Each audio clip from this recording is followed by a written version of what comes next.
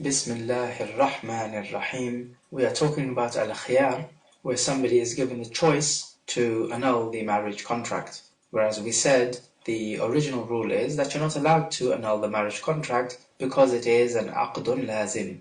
Let's take a look at this next hadith then. Hadith 871. وعن الضحاك بن فيروز الديلمي عن أبيه رضي الله عنه قال قلت يا رسول الله إني أسلمت وتحتي أختان فقال رسول الله صلى الله عليه وسلم طلق أيتهما شئت رواه أحمد والأربعة إلا النسائي وصححه ابن حبان والدارقطني والبيهقي وأعله البخاري. From Ad-Dhahhak ibn Fayroz al-Daylami, he says that I said to the Prophet, O Messenger of Allah, I have become a Muslim and I am married to two sisters. So the Prophet ﷺ told him, divorce whichever one of these two you want to. The hadith is Hasan. So in this narration then we find a man called Fayroz al-Daylami turns to Islam, meaning he embraces Islam, and in the days of jahiliyya he was married to two sisters, and this would have been normal amongst the people in those days. But of course, as we have discussed before, in Islam this is haram. You're not allowed to combine between two sisters, as Allah Jalla wa Ala says, وَأَن تَجْمَعُوا بَيْنَ الْأُخْتَيْنِ إِلَّا مَا قَدْ سَلَفَ إِنَّ اللَّهَ كَانَ غَفُورًا رَحِيمًا.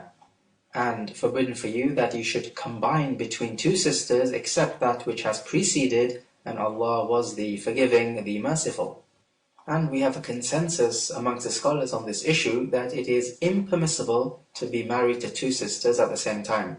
You'll remember when we spoke about the women who are haram for marriage, and from the categories we discussed, are those women haram for marriage on a temporary basis. So if you're married to a woman, then her sister is haram for you to marry on a temporary basis. So you would have to divorce this woman you're married to, then after the iddah period ends, you can marry her sister.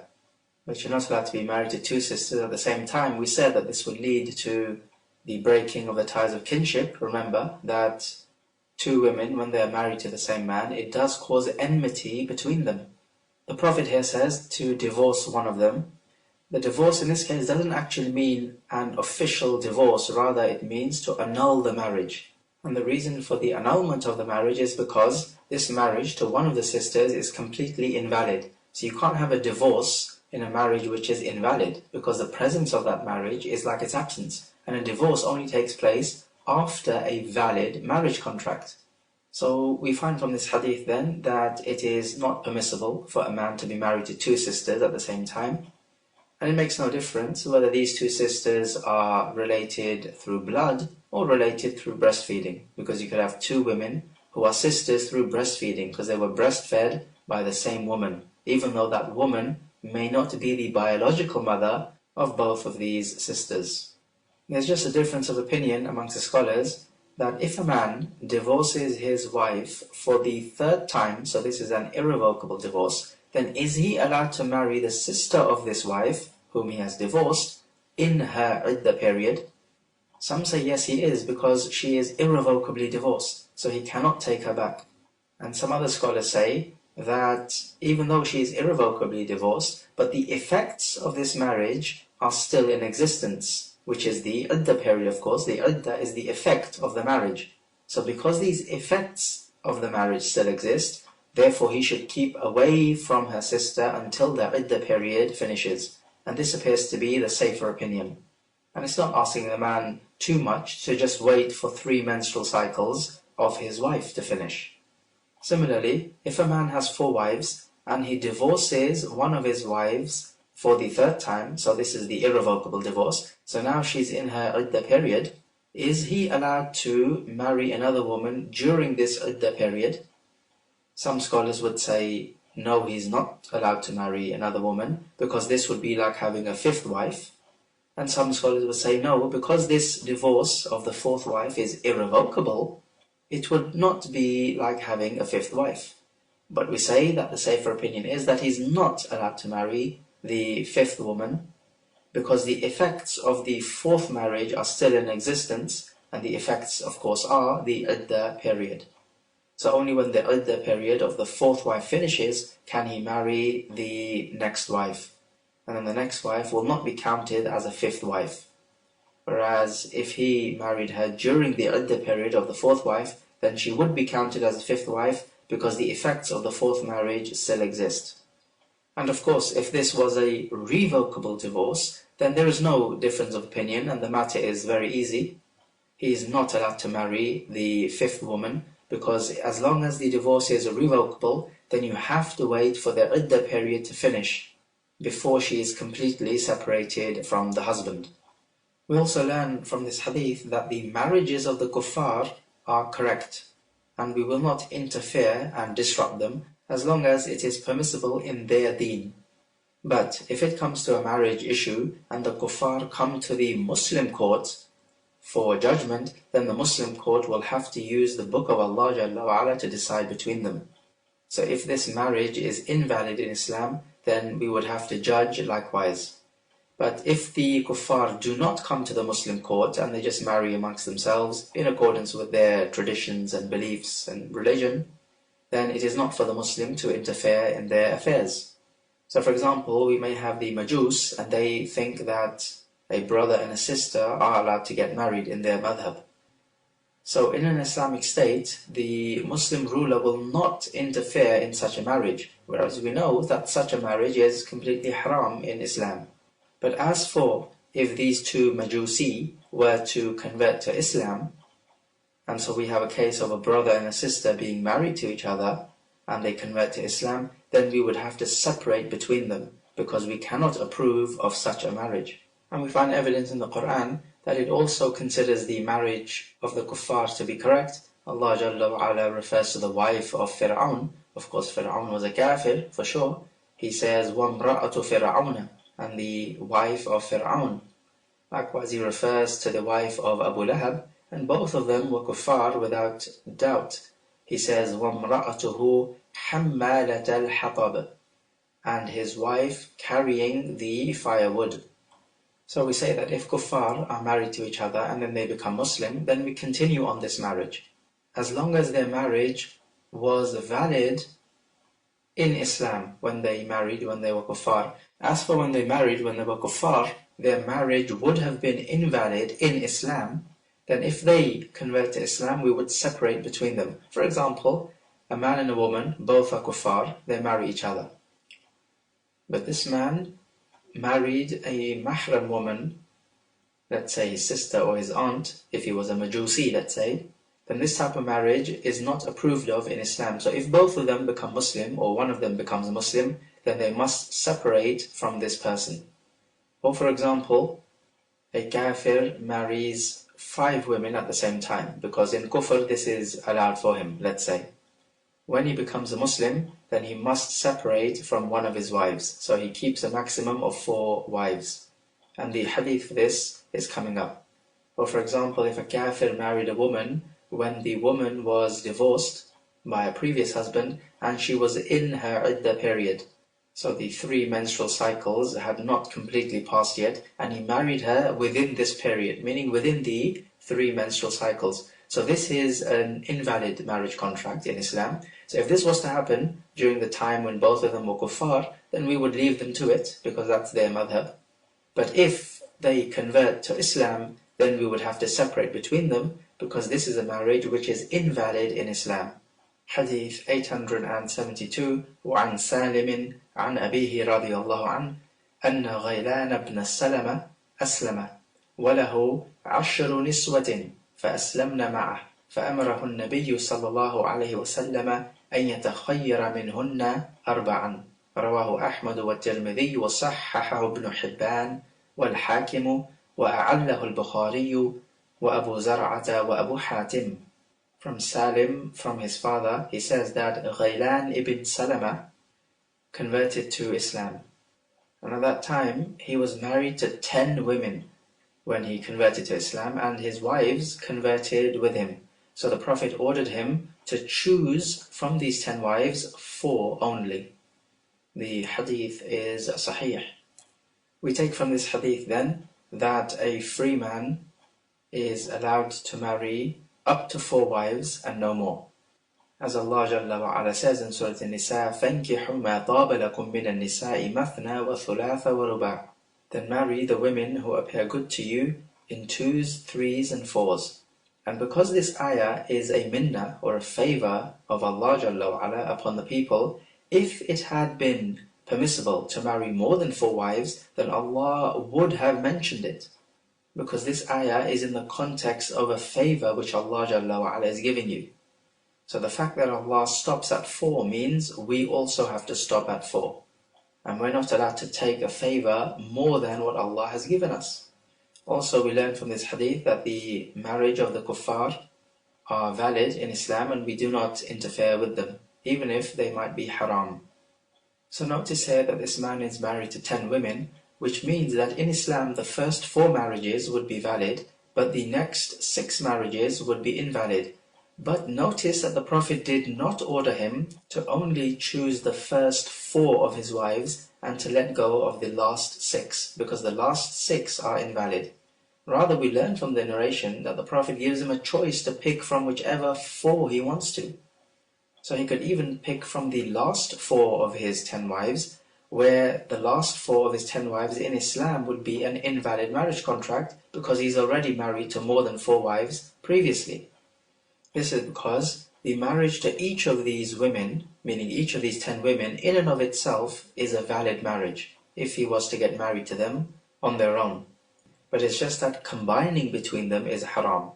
But the marriage per se, meaning if it was done individually, that is halal. And this is different to marrying your sister, for example, because marrying your biological sister, that in and of itself, meaning per se, is haram. Therefore, we cannot approve of a marriage like this if a Majusi was to turn to Islam. Or for example, marrying a woman who has not finished her iddah period, then this marriage in and of itself is invalid. Even if this was the only marriage this man has experienced, it would be invalid in and of itself.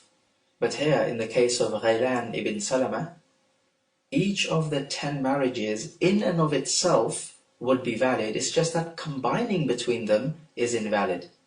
And this is similar to the case of Fayrouz al-Daylami, who was married to 2 sisters. Now the point is this: you marry a woman, this is a valid marriage contract. Now if you marry her sister soon afterwards, so you combine between the 2, then that second marriage is invalid. But notice that the Prophet did not order him to part from the second marriage, meaning the second sister. Because in Islam that would be the invalid marriage. But the Prophet rather told him to choose whichever of these 2 sisters you want to choose. And you let go of the other. So you can choose the second sister or you can choose the first sister. And the reason for this is because to marry each of these 2 sisters in and of itself, meaning per se, this is valid. What is haram is to combine between the 2. So this is why the Prophet told him to choose whichever one he wants to, and he did not obligate him to part with the second of these 2 marriages. And it's the same case here with Ghaylan ibn Salama. The Prophet does not order him to part with the last 6 wives, because that is the invalid marriage contract. Rather, he tells him to part with 6 of these women and to keep the 4. So notice the difference between a woman being haram for marriage in and of herself, for example, a woman who has not finished her iddah period, and a woman being haram for marriage because of the reasons of combination, whereas in and of herself she is halal for marriage. Hadith 873. وعن ابن عباس رضي الله عنهما قال: رد النبي صلى الله عليه وسلم ابنته زينب على أبي العاص بن الربيع بعد 6 سنين بالنكاح الأول ولم يحدث نكاحا. رواه أحمد والأربعة إلا النسائية وصححه أحمد والحاكم. From Ibn Abbas, he says that the Prophet returned his daughter Zainab back to her husband Abu al-As ibn al-Rabi' after 6 years from the first marriage contract which they had, and he did not renew this marriage contract. This narration is Sahih. Hadith 874. وعن عمرو بن شعيب عن أبيه عن جده رضي الله عنهم أن النبي صلى الله عليه وسلم رد ابنته زينب على أبي العاص بنكاح جديد. قال الترمذي حديث ابن عباس أجود إسنادا والعمل على حديث عمر بن شعيب. From Amr ibn Shu'aib, from his grandfather, he says that the Prophet returned his daughter Zainab back to Abil As with a new marriage contract. This hadith is da'if, and Al-Imam al-Bukhari says that the narration of Ibn Abbas, which talks about the Prophet returning his daughter back to Abu al-As without a new marriage contract, he says that narration is more authentic than this one, as this narration talks about him returning his daughter with a new marriage contract to Abu al-As. So we find then that the previous narration is more authentic and we work by that. So if we look at these two narrations, one is telling us that he returned his daughter back to Abu al-As with a new marriage contract. The other one is saying that he returned her back without a new marriage contract. If we don't take into consideration how authentic these narrations are, then we would have to say that we would work by the narration of Amr ibn Shu'aib, because the narration of Amr ibn Shu'aib, which says that it was a new marriage contract, this is giving us an increase in knowledge, whereas the narration of Ibn Abbas is just telling us that it was without a new marriage contract, so this is not giving us any increase in new knowledge. And the rule that we have from Usul al-Fiqh is that if we have a collision between two evidences, one evidence gives us an increase in new knowledge, and the other evidence just simply states the status quo, so in other words, it does not give us any new information, then we go by the evidence which gives us new information. So the evidence which gives us the new information, or which establishes a new ruling, this is called the muthbit, meaning to establish something. And the evidence which does not establish a new ruling, rather it denies that new ruling, is called the nafi, or that which denies. So if there's a clash between two evidences of this type of nature, then we give precedence to the muthbit over the nafi. And this is something which we have discussed in our presentation in Usul al-Fiqh. However, there is another dimension to look at here, which is the authenticity. So before we look into the muthbit and nafi issue, we have to determine the authenticity of the two narrations. And if one narration is more authentic than the other, then this is the one we give precedence to. As for if they're both authentic, then we look into which one is the muthbit and which one is the nafi, and we work by that accordingly. Notice also that the narration of Ibn Abbas says that he returned his daughter back to Abu al-As after 6 years. Strictly speaking, that's not true. The Prophet in fact returned his daughter back to Abu al-As after 18 years, because Zainab was one of the first people to convert to Islam, and this was way back in Mecca. Abu al-As converted to Islam in the year of Al-Hudaybiyah, which is the 6th year after the Hijrah. So Ibn al-Qayyim says that actually the time period after which he returned his daughter was in fact 18 years. But what Ibn Abbas seems to be referring to here is 6 years after the Hijrah, the Prophet returned his daughter back.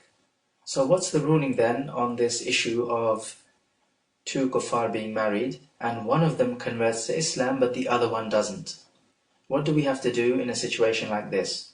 Many scholars say that if the woman converts to Islam before these two have consummated the marriage, then the marriage becomes null and void and they are to be separated, and the issue is very simple. If she becomes a Muslim after they consummated the marriage, then what happens here is that she has to wait for the iddah period to end, which is the 3 menstrual cycles.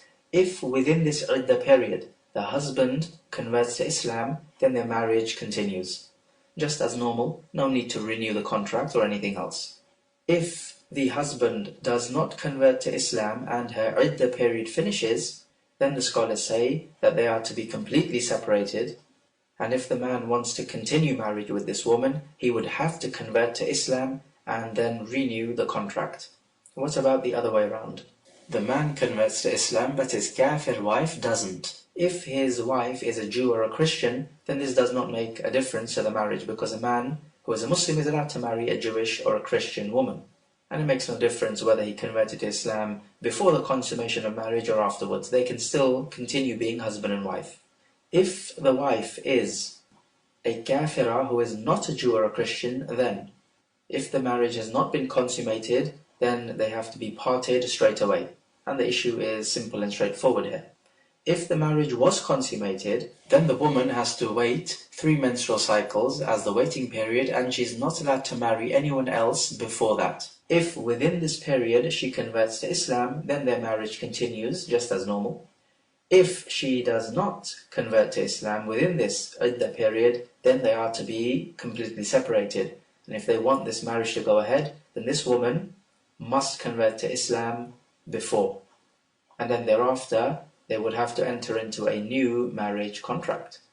So this is the famous ruling with regards to this issue. Just note here that if the woman was to convert to Islam and her husband is a kaafir, and they had consummated the marriage and she's in her iddah period, then during this iddah period she's not allowed to marry anyone else. It's just that after the iddah period finishes, she's free to marry a Muslim man.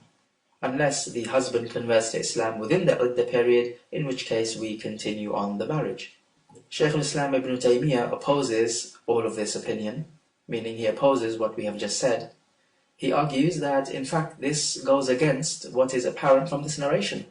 We find that the Prophet ﷺ returned his daughter to Abu al-As 6 years after the Hijrah and 18 years in total after their first marriage contract, and he did not renew the contract according to the correct opinion, because we have already discussed that the authentic narration is that he returned his daughter without a new marriage contract. So what Ibn Taymiyyah says on this issue is as follows. If the woman converts to Islam and she waits for the iddah period, and the husband does not convert to Islam, then they are separated, that's for sure. However, if this woman does not remarry, and this man, even after the iddah period, converts to Islam, then they can be still reunited without a new marriage contract, just as what happened with Zainab and Abu al-As. Hadith number 875 is linked to this issue, so let's take this hadith. وعن ابن عباس رضي الله عنهما قال أسلمت امرأة فتزوجت فجاء زوجها فقال يا رسول الله إني كنت أسلمت وعلمت بإسلامي فانتزعها رسول الله صلى الله عليه وسلم من زوجها الآخر وردها إلى زوجها الأول. رواه أحمد وأبو داود وابن ماجه وصححه ابن حبان والحاكم. From Ibn Abbas, he says that a woman converted to Islam and then she married somebody. So the first husband of this woman, meaning the husband of hers when she was a kafira, came to the Prophet and he said, O Messenger of Allah, I have converted to Islam and she knew about my conversion to Islam. So he's complaining that despite this, she still married a second man. So what the Prophet did was that he took this woman away from her second husband and returned her to the first husband. This hadith is da'if. So again we have this idea of the Muslim woman being returned back to her husband when the husband converts to Islam. And we can use the generality of this narration and also the narration of Zainab and Abu al-As to say that if the husband converts to Islam even after her iddah period has finished, then she is to be returned to the first husband and the marriage continues on without renewing the marriage contract, as long as this woman has not married after her iddah period. Because of course if this woman converts to Islam and then she waits for the iddah period finishes, she's allowed to marry somebody else, of course. So if she's married to somebody else, then of course she cannot be returned back to the first husband. A woman is not allowed to have two husbands at the same time. But what if her iddah period finishes and she has not remarried? Then she is still returned to the first husband, meaning the husband she was married to when they were both kuffar. So based upon this then, it makes no difference whether the husband converts to Islam during her iddah period or after her iddah period. As long as he converts, she is returned back to him. The only difference is that if she marries after her iddah period, then of course she cannot be returned back to him, because a woman cannot have two husbands at the same time. And within her iddah period, we know she's not allowed to marry. So within the iddah period, if her husband converts to Islam, then she returns back to him and the marriage continues. And this is the ruling which seems to be in agreement with the generality of the evidence. And we also find in this narration that this second marriage of the woman was invalid, And if something like this is to happen, then we don't say that this person is sinful because they thought that this marriage was permissible. And if they were to have children from this second marriage, then of course in reality this marriage is invalid, but because they thought that this marriage is permissible, then the children will be attributed to the husband. And we don't say that because this is zina, the children should therefore not be attributed to the second husband. So to sum up the situation, we can say that the iddah period does not actually make a difference, except on one issue, that within the iddah period she is not allowed to marry another man, but after the iddah period she is allowed to marry another man. But if she has not married another man, and her husband converts to Islam, then she is to be returned to this husband, whether he converted to Islam during her iddah period or after her iddah period. And this is the ruling which agrees with the evidence. So to round off this topic of the marriage of the kuffar, we simply say that in an Islamic state we do approve of the marriage of the kuffar, even if their marriage in the Islamic law, meaning in the Sharia law, is invalid. We know, for example, that the Prophet ﷺ took the jizya from the Majus. And we also know that the Majus marry their mahram women. But the point is that the Prophet acknowledged this and he did not interfere in their marriages. So as long as this marriage is valid in their religion or their deen, then we don't interfere. And based upon this, if their marriage is not valid in their deen, then the ruler of the Muslims does have the authority to interfere and invalidate this marriage contract. But this would depend upon the sultan or the Islamic ruler in the state. However, we say that if these kuffar in their marriage contract, let's say the Majus, were to come to the Islamic court seeking a judgment, then in that case the Muslim ruler or the qadi cannot approve of such a marriage. Meaning to say, if a Majusi couple, who are let's say brother and sister who are married to each other, were to come to an Islamic court seeking a resolution to their marriage, then the qadi would have to dissolve the marriage, because the qadi cannot approve of such a marriage which is invalid in the Sharia. So if they come to an Islamic court, then you have to rule by the book of Allah Jalla wa Ala. As Allah says, وَإِنْ حَكَمْتَ فَحْكُمْ بَيْنَهُمْ بِالْقِسْطِ. And if you judge, then judge between them with justice. And of course, Islamic law is based upon qist, which is justice. And anything other than the Islamic law is injustice. What about a case like this, which may happen, at least in theory anyway? A man divorces his wife 3 times, and we're talking about a kaafir couple here, and then after that he wants to remarry her. They come to a Muslim court. Will we allow such a marriage? The answer is no, because when a woman is divorced 3 times, then it is haram for her to return back to her first husband until she consummates a marriage with a second man, and this is a well-known rule. So in a case like this, the Muslim court will not approve of such a marriage. However, what about this? If she was divorced 3 times, and then this couple, the kuffar couple, they remarried, but they did not do it in a Muslim court. They just did it outside amongst themselves. So after this contract has been made, they get into some marital dispute, and then they come to a Muslim court. What do we say about a case like this? Remember, this marriage in the Islamic law would be invalid, because the woman has to consummate marriage with a second husband, which she did not do. However, we have to look at the situation as it is right now. So we would ask ourselves, okay, right now, is this marriage contract valid in the Sharia? The answer here is yes, it is. Because this woman, in and of herself, is allowed to marry this man. Because the point is that the contract has been concluded. So they are, at least amongst themselves, husband and wife. So it is not for us to annul this marriage contract. Because as it stands now, the marriage contract is valid. It's just that before the contract took place, we would disallow this marriage from taking place because it goes against the Sharia. But as it stands now, they are husband and wife, and we will leave them to it. And so therefore we would not annul this marriage contract. So notice the difference here, the ruling between before the contract takes place and after it takes place. This is quite different to the marriage contract of a Majusi, because if a brother is married to his sister and the contract has been concluded, and then they come to us seeking a decision in their marriage contract, we know that this marriage contract is invalid whether before the contract or after the contract. It is not permissible for the Muslim qadi to approve of such a contract. Therefore, we would have to separate between them, because this woman, in and of herself, is haram for this man to marry. Similarly, we know it is impermissible to marry a woman who is in her iddah period. However, if we have two kuffar, one woman and one man, in their madhab or their deen, they believe it is okay to marry a woman in her iddah period. And so they conduct this marriage contract outside the Islamic court, of course, amongst themselves. The point is, we would not interfere, because in their deen, this is permissible, and they are free to follow their deen.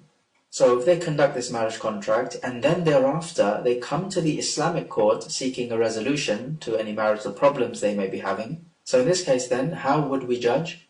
We would approve of their marriage contract, because as it stands now, the marriage contract is sahih, even in the Sharia. Because in and of herself, this woman is allowed to be married to this man. It's just that conducting the contract during her iddah period is haram and invalid. But the point is that the iddah period is now finished. So we don't look at what happened in the past, we look at the present ruling, what is happening right now. And what is happening right now is that this woman in and of herself is permissible for this man to be married to. What about the mahr? We say that if the kuffar get married and the man gives the mahr to his wife, if they do have a system of giving the mahr, so the point is that if the man gives the mahr to the wife and she takes it, meaning physically takes hold of it, then we would not interfere with this. However, if they were to come to us for judgment and she has not taken the mahr, then if the mahr which is to be given is something which is permissible to be given, for example, money or a book or just something permissible, then we would say, okay, the man has to give the mahr. But if the mahr is something haram, let's say a bottle of wine, then if she had already taken the mahr, then we would not say, no, you have to return this because wine is haram. The point is, it's haram for the Muslim, it is not haram for the kuffar. However, if she had not taken the mahr, which is the bottle of wine in this case, and they came to the Muslim court seeking a resolution to the issue of the mahr, then we would not allow the man to give the mahr to the woman, because the point is, when they come to us for judgment, then we have to judge by the book of Allah Jalla wa Ala. And we are not allowed to judge using the hukum or the ruling of the jahiliyya. So in a case like this, we would say, okay, you want to give the bottle of wine as a mahr. You are not allowed to do this, but rather you have to give the equivalent price of this bottle of wine to the woman as the mahr. And we also discussed the issue where two kuffar are married and one of them converts to Islam. If both of them convert to Islam together, then they remain upon their previous marriage, so we don't have to renew the contract. If the man converts to Islam and the wife is a Jew or a Christian, then again their marriage continues and we don't have to renew any contract, because a Muslim man is allowed to be married to a Jewish or a Christian woman. If the man converts to Islam and the wife is not a Jew or a Christian, so she's another type of kaafira, then they are to be separated. If she converts to Islam within her iddah period, then they simply continue as husband and wife. If she does not convert to Islam during the iddah period, then it becomes known to us that they were separated from the time that the man embraced Islam. And after the iddah period of hers, she's free to marry another man. However, note that if it be the case that they had not consummated the marriage, then if one of them turns to Islam, then the marriage is annulled and the woman does not have to wait for the iddah period, because there is no iddah period upon the woman before consummation of the marriage. The iddah period only comes into effect after the consummation of the marriage. There is another opinion held by Ibn Hazm and others. They say that it doesn't matter about the iddah period. Simply when one of them converts to Islam, the marriage must be annulled. So if the man converts to Islam and the woman is not a Jew or a Christian, then the marriage is annulled straight away and we don't need any iddah period or anything else. Likewise, if a woman converts to Islam, the marriage is annulled straight away without any iddah period. And there is another opinion, a third opinion, which is the opposite of this opinion, meaning the second opinion. It says that before the iddah period or after the iddah period, the marriage is not annulled. Yes, it's true, they are separated, but the point is that if she converts to Islam, and even after the iddah period, the man doesn't convert, but the man converts after the iddah period, then the woman returns back to this man as long as she did not marry another person. And this opinion is based on the evidence where the Prophet returned his daughter Zainab back to Abu al-As 6 years after the Hijrah and 18 years after their marriage contract. It's just that the point is that when she's in the iddah period, she is not allowed to marry another person, because you're not allowed to marry somebody when you're in your iddah period. But after the iddah period, she is allowed to marry another man. If she does not marry another man and she remains single, and then her original husband converts to Islam, even years afterwards, then she is returned to him. This is the opinion of Shaykh al-Islam Ibn Taymiyyah and his student Ibn al-Qayyim. What about the mahr when one of them converts to Islam? When the man enters into privacy with his wife, then he has to give her the full mahr. But before he enters into privacy with his wife, he does not have to give her the full mahr.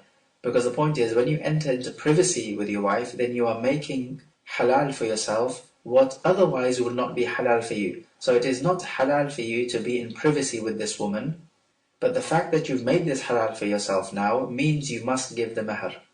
So this privacy takes place even before the sexual intercourse.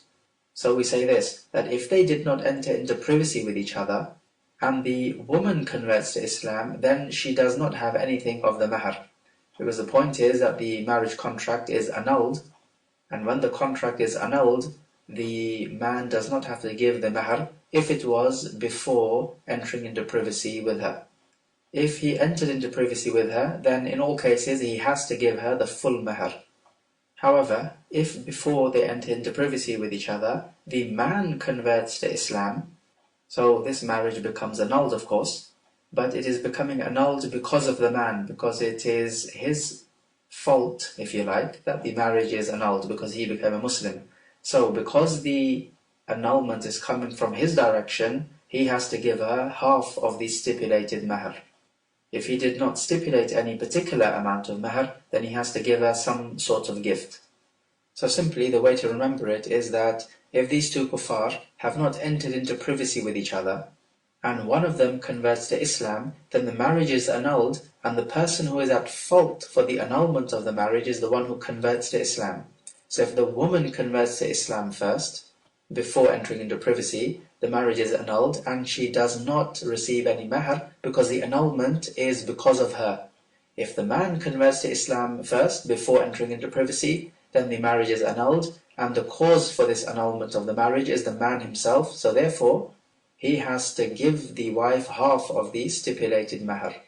So it is whoever converts to Islam first, he is the cause for the annulment of the marriage, and so therefore giving the mahr would differ in its ruling as to whether the man needs to give half of the mahr or not.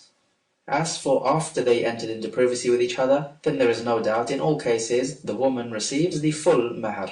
What about if we have two Muslim couple who are married, and one of them apostates? We say in a case like this, that the woman would wait for the iddah period, because this marriage is to be annulled, even if this person converts to Christianity or Judaism.